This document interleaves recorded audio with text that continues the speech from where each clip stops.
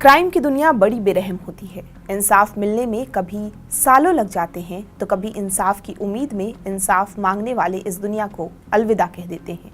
लेकिन कभी कभी इंसाफ ऐसे मिलता है जैसे खुद भगवान अदालत में आकर बैठ गए हों। पुणे के लोनावला का एक ऐसा ही मामला है। तकरीबन 14 साल पहले एक 29 साल की महिला के साथ रेप हुआ था। लोनावला में इस रेप से मुंबई ही नहीं बल्कि पूरे देश के लोग सहम गए थे। एक महिला जो दिल्ली में काम करती थी, वो एक कॉन्फ्रेंस के लिए लोनावला के एक रिजॉर्ट आती है। यहीं 10 दिसंबर 2010 को एक 22 साल का सिक्योरिटी गार्ड उसका रेप कर देता है।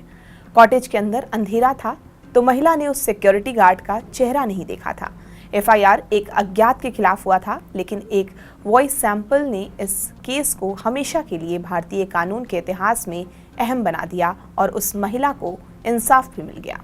पुलिस की माने तो महिला दिल्ली में अकाउंट एग्जीक्यूटिव का काम करती थी। कॉन्फ्रेंस के लिए वो लोनावला आई थी।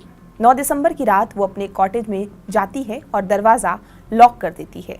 रूम से दूर उसने 2 लाइट्स जला रखे थे। कुछ समय बाद कोई उसके साथ जबरदस्ती करने लगता है और लाइट्स भी ऑफ थी। जब वो मदद के लिए चिल्लाई तो जान से मारने की धमकी दी गई और हिंदी में कहा, चिल्लाओगी तो जान से मार दूंगा।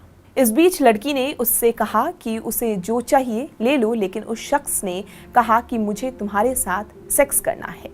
जब लड़की अपने मोबाइल तक पहुंचने की कोशिश करने लगी तो शख्स ने फिर से जान से मारने की धमकी दी और तकिए से मुंह दबा दिया।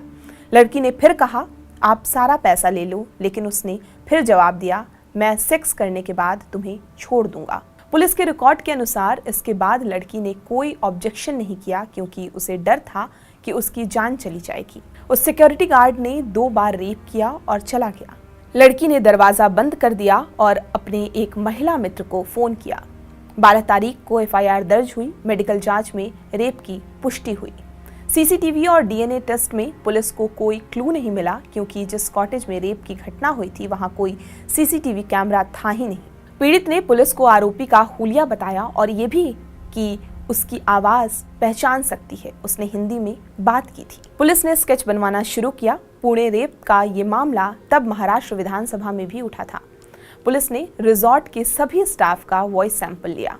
लड़की ने उस आवाज को पहचान लिया। पुलिस ने सिक्योरिटी गार्ड को 14 जनवरी 2011 को अरेस्ट कर लिया। सिक्योरिटी गार्ड यूपी का रहने वाला था। गार्ड का फेस भी लड़की के बताए सस्पेक्ट से 80% मैच कर गया। आरोपी का डीएनए टेस्ट भी लिया गया। मामले के ट्रायल के दौरान बचाव पक्ष ने डीएनए टेस्ट का हवाला दिया जो कि आरोपी से मैच नहीं हुआ था, लेकिन कोर्ट ने लड़की की बात को तरजीह दी और कहा कि पीड़ित का आरोपी से पहले से कोई दुश्मनी नहीं है और ऐसी कोई वजह नहीं दिखती कि लड़की आरोपी को झूठे केस में फंसाए।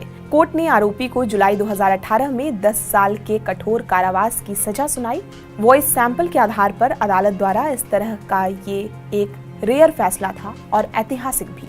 आपको ये पूरी जानकारी कैसी लगी हमें कमेंट करके जरूर बताएं और देश दुनिया की तमाम खबरों के लिए आप हमारे साथ बने रहें और देखते रहें TV9 डिजिटल।